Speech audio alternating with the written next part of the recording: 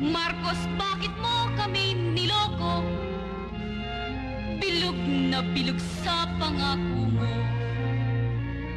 Ngunit ngayong ika'y aming nabisto, ha! Panay palang lagay sa bulsa mo.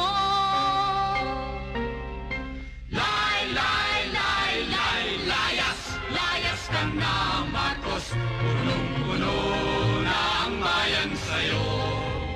Mataas ang taxes, mahal ang bilihin.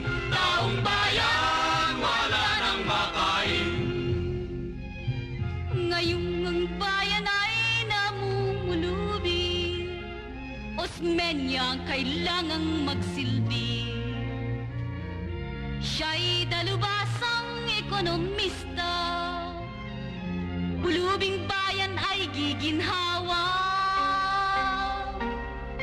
Welcome, Serging, okay ka sa amin.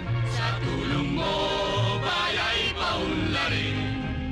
Trabaho't pagkain ay aming kakampin. Pag si Osmeña na ang president, welcome, Serging, okay ka sa amin. Sa tulong mo, baya'y paunlarin. Kaya sa Nobyembre, kami nagsasabi, lahat Osmeña para president. Welcome, Serging, okay ka sa amin.